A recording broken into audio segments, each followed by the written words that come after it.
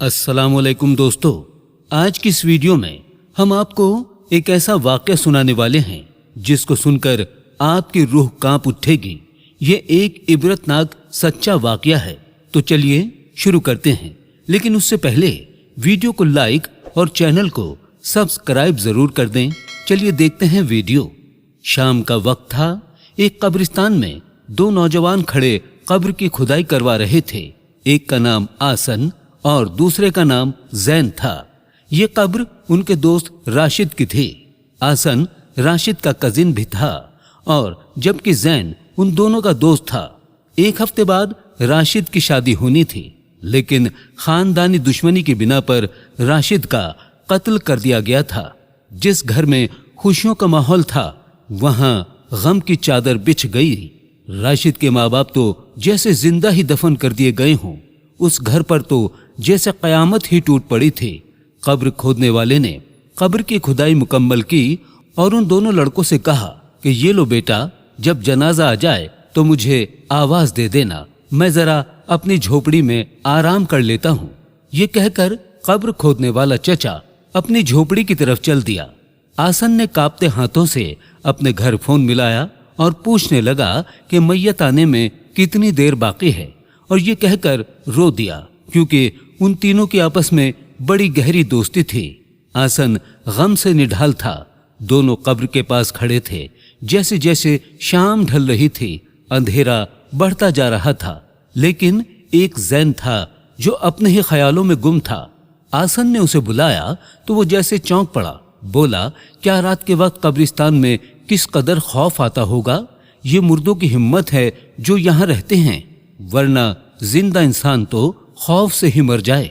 मैं तो ये सोच रहा हूँ कैसे फरिश्ते मुर्दों से हिसाब किताब करते होंगे, कैसे कब्र में आते होंगे। बड़ी अजीब बातें कर रहा था।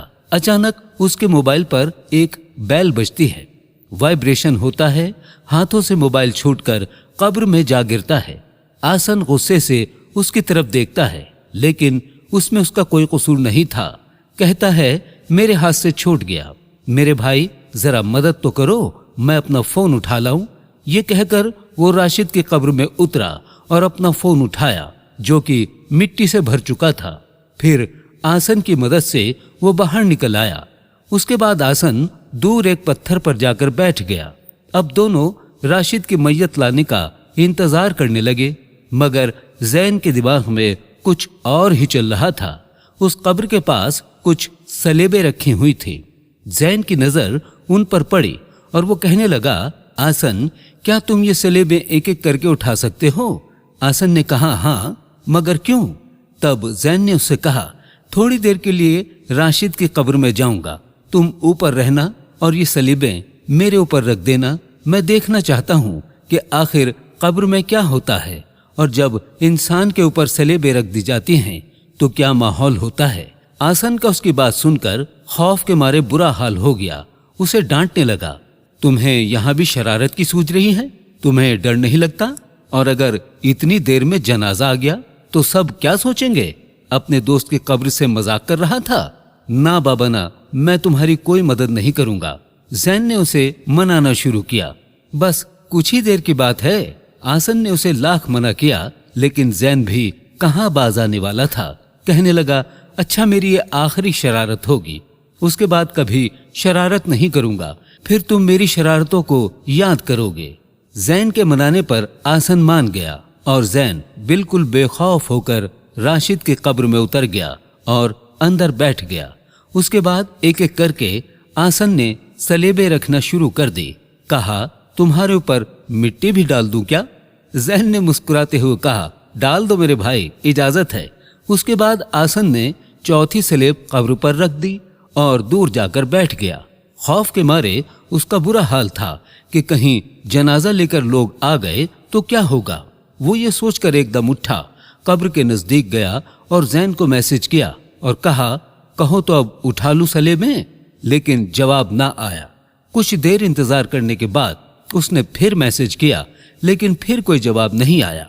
आखिर में उसने कॉल की तो आवाज आती है कि आपने जिस नंबर पर कॉल किया है वो अभी उपलब्ध नहीं है। आसन बड़ा डर गया और सोचने लगा कि कहीं जैन को कुछ हो तो नहीं गया। ये सोचकर उसने सलेबें उठाना शुरू की, लेकिन इससे नहीं उठ सकी। ये वो सलेबें थीं जो कुछ वक्त पहले उसने अकेले उठाई थी, मगर अब तो ये सलेबें हिलने का नाम ही नहीं ले रही थी। मारे खौफ के वो कब्र खोदने वाले चचा की झोपड़ी की तरफ भागा। उन्हें साथ आने को कहा। कब्र पर पहुंचे तो उन्होंने पूछा कि जनाजा तो नहीं आया ना। अब आसन ने उन्हें सारा माजरा बता दिया कि मामला ये है। उनके भी होश उड़ गए और वो कहने लगे कि ये क्या कह रहा है।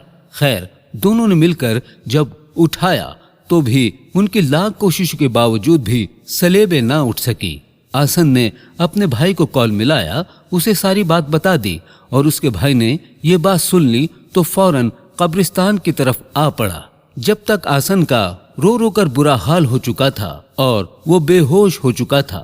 कब्र खोदने वाले के दिमाग में भी हजारों सवाल थे, लेकिन उस वक्त उन्होंने राशिद के लिए जल्दी जल्दी नई कब्र तैयार की। आसन के बड़े भाई ने जैन के घर वालों को इस वाक़े के बारे में बता दिया और अपने घर भी फोन करके बता दिया। इस वाक़े के बाद तो जैसे कोहराम मच गया। अभी तक आसन बेहोश था।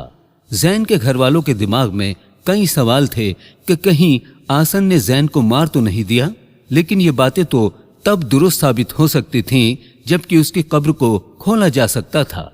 लेकिन यहाँ तो सलेबे उठने का नाम ही नहीं ले रही थी। सलेबे तो 10 आदमियों से भी नहीं हिल पा रही थी। ये तो अल्लाह के मामलात में बेअदबी का नतीजा लग रहा था। थोड़ी देर बाद आसन को होश आ गया और उसने सारा मामला बता डाला। सब हैरान थे कि कैसे मुमकिन है, आखिर ये सलीबे उठती क्यों नहीं। जैन तो बिल्कुल सही सलामत था, फिर अचानक ये सब कैसे हो गया। राशिद को दूसरी कब्र में दफनाने के बाद सबने कोशिशें की, लेकिन किसी तरह भी जैन की कब्र को खोला ना जा सका। ये जैन की शरारत का इबरतनाक अंजाम था। इस वाक़े को 1 महीना गुजर चुका था, लेकिन आसन को जैन के आखिरी अल्फाज हर वक्त याद आते थे कि ये मेरी आखिरी शरारत होगी। तुम याद करोगे मेरी शरारतों को। और तो और जैन ने यहाँ तक कहा था कि डाल दो मिट्टी, तुम्हें इजाजत है। ये अल्फाज सोच सोच कर आसन रोता था, चीखता था, चिल्लाता था। कैसे एक मजाक ने एक इंसान की जान ले ली, और मजाक भी कब्र से। उस आखिरी मंजिल का सोचकर भी इंसान जब घर बैठा हो तो उसके रोंगटे खड़े हो जाते हैं। वो कैसा इंसान था कि कब्र में जिंदा उतरते हुए उसको खौफ ना आया।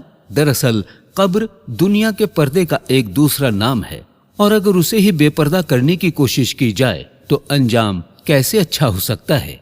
कैसी लगी ये वीडियो कमेंट करके जरूर बताएं। अल्लाह हाफिज।